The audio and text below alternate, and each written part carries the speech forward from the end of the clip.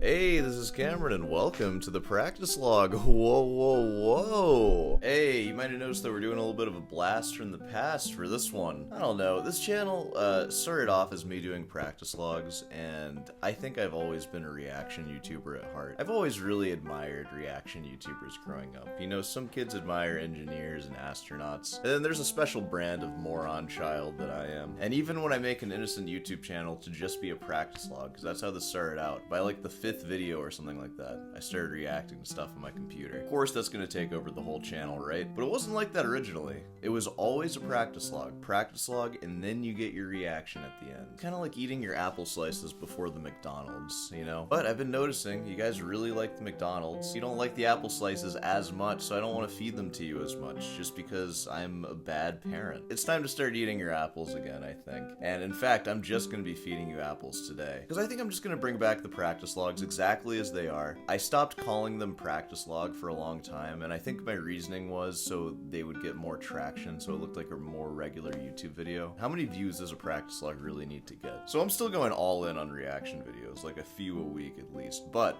I would like to film a couple of these a week too. And what's going on in this? This is going to be old school practice log, where you're going to see me practice, like basically all of my classical practice for the day. I'm going to aim for like 2.5 to 3 hours. That would be really great. And you can't tell because the window is covered, but this is a morning session. When I started doing these, I used to do a morning and night session. I had no life back then.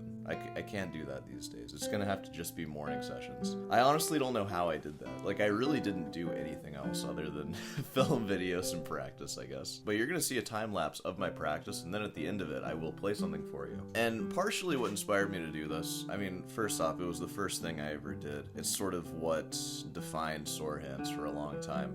But I also got a comment about it. Here we go, which I'm gonna take this first section just to answer a couple of comment questions, because that's a good time to do that and connect with you and maybe talk about my practice a little bit and ultimately inspire you to practice and not just feed you Rick Beato, Jacob Collier, whatever, reaction, clickbait. I'm still gonna clickbait this, I'm sure. But this first comment comes from Red Von Mambles. You said, bring back recording yourself practice in a quick time lapse. I don't know why, but it forced me to practice back when I started watching your show. Hey, I'm doing that. I'm going to bring it back, and you're totally right. I think out of all the things I have to offer, because I have many passions in life, like one of them, of course, is playing guitar. I'm not known for that. I'm most known for, like, talking crap on the internet, or at least that's how it appears. I like to think it's a little more skillful than just talking crap, like I'm some kind of comedic genius. It's really just the same thing you do when you're watching YouTube videos with your friends and you're, like, commenting. So I don't know how much skill that actually requires, but I do really love doing that, and it's like I started doing it immediately when I made this channel. But out of everything I have to offer, I feel like sharing my practice is probably the most valuable thing to enrich your lives that I have to offer. Again, it's the eating apples part of your McDonald's meal that your mom gets you to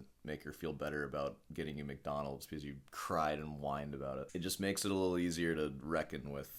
I'm feeding my child crap right now. I'm going to answer some more comment questions in a second. First, I'm going to talk about what I'm actually going to do. My practice recently, it's been starting off with warming up with Villa-Lobos Etude 1, just PI alternation. I talked about this a bit. And then I have 3 big pieces that I'm working on. First is Folius, the Yobet Sor Folius variations. The second is the entirety of Sonata Giacosa. And then the third big piece that I'm working on is BWV 997, which not necessarily the entirety, but the Prelude and Fugue, which is about 10 minutes of music right there. I think that'll be enough for my grad recital that'll be taking place in about a year or so. I'm going to be honest with you.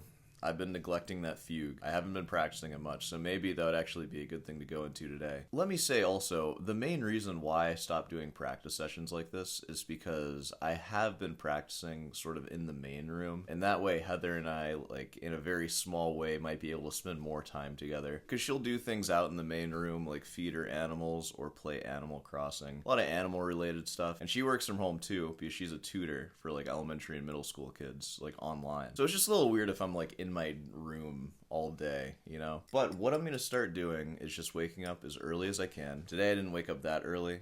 Next time it's going to be earlier. It's 8:12 right now, and we've already been talking for a little bit. And I'm just going to try to get 3 hours. That's the goal. 3 hours just by 11:30 I'll be done with this video or so, and then I will emerge from this room having practiced guitar a lot, and then I can add in another hour throughout the day maybe. So that's what we're doing. Yeah, hey, how about I answer a couple of comment questions and then we go ahead and get to this practice session, shall we? Oh, this is actually the first comment that showed up for most relevant.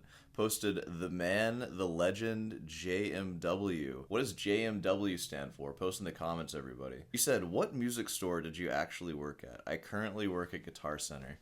That's funny. You're giving Guitar Center lessons? Hey, well, there you go. I bet your Guitar Center lessons are worth it, though, because you're watching this show. Best and brightest watch sore hands, because I don't think I should say exactly where I worked because, you know, they were good to me. I worked at two places. One was better than the other. I worked at one, like a traditional actual music store, which is probably not similar to Guitar Center because how usually, like if you go to a mom and pop music store, which is what this was, you rent the room for like $5 per student and then they advertise for you as like their guitar teacher on retainer.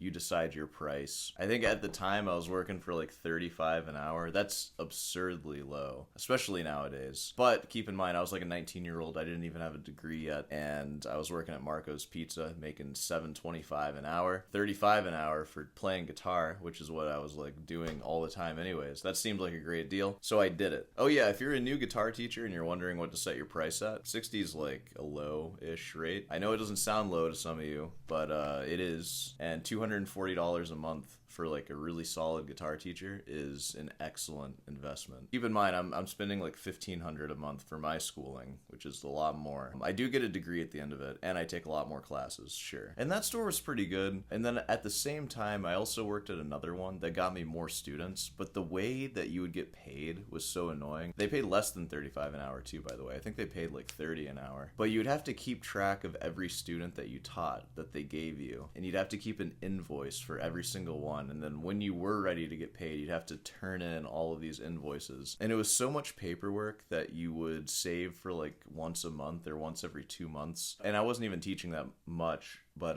it was just weird having to keep track of all this stuff, and it's like, you guys can't do this. They should be able to do it, because I remember it was one of these more corporate music stores where it was like more of a music school per se. They didn't sell like merchandise and guitars and all that. They only sold music lessons, but they would charge something like $200 a month. We would only see like 120 of that, and the store would make 80, and that's a pretty hefty cut for a finder's fee. That's like 40%. That's crazy. But my point is, if you were teaching at Guitar Center, I would highly recommend trying to branch off into online teaching. And that's for a few reasons. First off, you get to kind of be your own boss in a sense. And now you'll still be on a website, and they will also be charging you a finder's fee. But you know what? If you find a website, which I have OutSchool posted in my description. I have a feeling OutSchool is a little dried up right now. Like, it was really popular during COVID. But there are other tutoring platforms that you can just find and make your tutoring at or whatever. But these platforms, of course, they'll want you to keep communication on their platform. But if you develop a relationship enough with a student, you can just exchange information and then move off of the platform.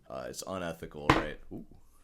Spilled coffee. Uh-oh. They don't want you to do that. It's not fair because the company set up their website and, they want to keep making their 30% cut for years and years or whatever. But you know what? Like, once you have that relationship established, I say just take it off the website. If you can, especially. You're not like a sucker if you don't, because it's also good to keep a relationship with the website so you can get more students. But it's more flexible because you can't really do that if you're teaching in a store. Like, you can't move away from the store unless you want to start inviting students into your house or something, which, like, that means your house has to be clean all the time. It's like, what is this, So yeah, that's my advice to any Guitar Center guitarist employees. See if you can diversify your teaching studio, and also make sure you work on plenty of sheet music and all that stuff. Oh, last thing I'll talk about before I finally get to it. I'm kind of wasting time now, but a lot of you noticed I had a Mike Israetel video in my YouTube homepage. In fact, some of you made fun of my YouTube homepage. If I remember correctly, there was like a Mike Israetel video. There's probably a Lego gear video because I've been watching this. Like a Lego Tesla turbine build. Like, can it power my phone? I'll just watch those and drool all over myself. But yeah, some of you mentioned that takedown video of Mike Israetel's PhD, because some guy like went over his thesis. I actually watched that video too, and I kind of get it, because he talked about his PhD quite a bit. It's in like all of his videos, like PhD sports scientist. But at the same time, I can't help but think, like, do I really think my best work is going to be in grad school, or God, especially in undergrad? Like, if you could read the essays I wrote in undergrad, they were terrible. Even if you could see my playing in undergrad, it was terrible too. Like, grad school's a little better, of course. Like, my essays are more sensical, but they're not great essays though. Like, I wouldn't be proud to post them on my blog or anything like that. I turn them in and it's enough to get like an A usually, you know, unless I just blatantly underperform on the essay, like write like 2/3 of the pages I should have written or something, or just don't include footnotes. I've done that where I'm just like, I'm not figuring out how to use footnotes, screw it. I'll take the 70. I can take the hit. I need to practice. I guess the idea of judging someone's career off of their dissertation is sort of an interesting thing to do. And there is one example that he brought up that his dissertation was very meandering and it wanted this big build-up moment. And he made a comparison to Stephen Hawking's dissertation. Like, okay, right? And he said like there was some documentary about it, but the first 2 chapters of his dissertation like didn't really make sense. And the panel was like, hey, this doesn't make sense. This kind of sucks. And then the 3rd chapter, it was so profound that the panel, like, quoting, they said, this changes everything. And he was saying Israetel's dissertation didn't have the this changes everything moment. And I'm just listening to this, it's like, yeah, we're comparing like some random Southern university, it's not Ivy League, dissertation of a YouTuber, which is like the bottom of the barrel of people, to the greatest astrophysicist to ever live. His dissertation. Just like, this doesn't feel that fair. I hope you guys never compare me like that. That sounds horrible. I also understand it though, because we do want standards. But I don't know, unless you're looking at like Ivy League schools and you're looking at really serious subjects, most dissertations aren't going to be that good. Like, I've read a few music dissertations, and especially if your focus is performance when you're getting your doctorate, those are mainly the dissertations I've read, and that's not their focus. And their playing's amazing. I kind of consider the recital as your real dissertation in a sense. It's the real display of what you've gained from university. I can already tell you what happened here. I bet I clickbaited this video to be about Mike Israetel, and now you're just getting a practice log, and I talked about him for like 5 minutes. And now I'm gonna go practice guitar. So let's go ahead and move to the chair. I'll see you there. Hey, whoa. Hey, I know some of you are nostalgic for the last setup before I moved. That apartment was a little nicer, and this one wasn't. Like, this is a nice apartment. There's more room, but it's definitely the cheapest apartment I could have ever dreamed of in this area, and it is a little bit of a slum. My last one, I lived in a studio, keep that in mind, but it was like in the city. It was on like Main Street. It was awesome. Anywho, I don't know what I'm on about. I'm gonna start with my standard Villa-Lobos stuff, and then I think I'm gonna go right to the Bach because I need to. So hopefully this will be a long session, and I will see you on the other side.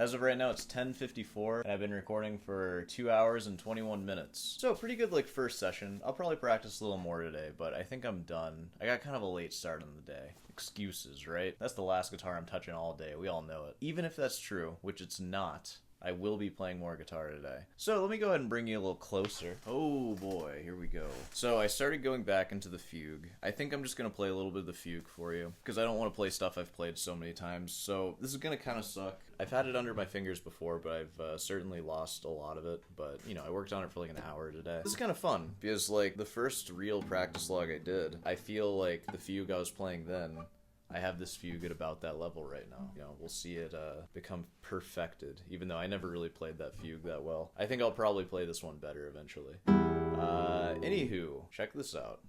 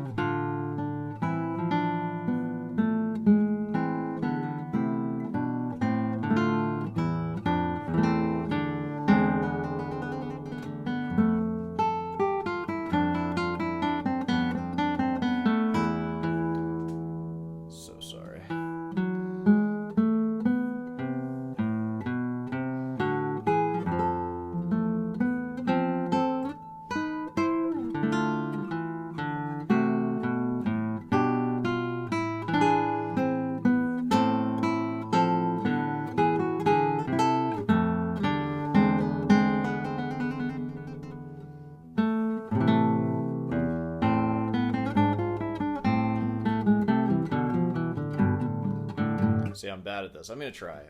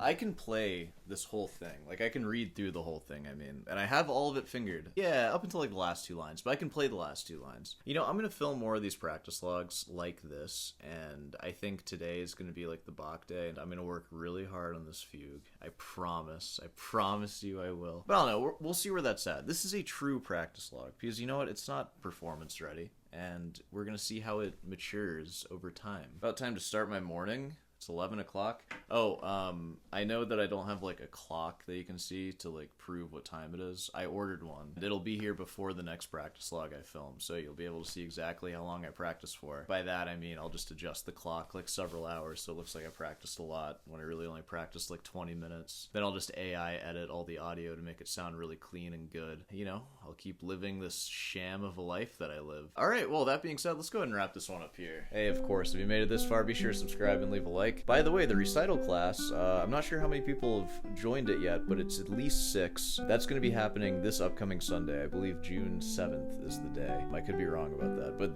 whatever the next Sunday is. That's going to be happening weekly now, because I think I have it set up, and it's just going to be a well-oiled machine. So if you want some performance experience and you want to play for a panel of classical guitarists, including me, and including other people that watch me, I guess, feel free to do that. It is a very beneficial thing, and I'll be playing in it too, because I get just as much out of it as everyone else. The difference is I get paid to do it. But also, I built the infrastructure of Sore Hands to, like, gather all these people, so I kind of deserve it if you think about it.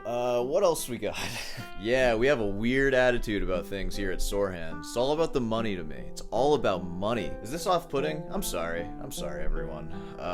Hey, oh man, I still have more stuff to sell. Of course, if you want to head on down over to Rutan's Delight, you know what? June sale. Rutan's Delight is going to be 15% off for all of June. How about that? Boom! I told you there'd be another sale. So if you're gonna buy stuff, now's the time. It's gonna be automatically applied. Just do the normal checkout in the cart. It'll look like you're gonna pay 15% more than you actually will. And then at the very end, when you check out, it'll apply, I promise. A lot of promises here today. Hey, well, I'm gonna start the non-classical guitar part of my day. Which, by the way, what a wonderful way to start your day off, am I right? Hope you're practicing. Hope this helped you. And yeah, I'll see you in the next one.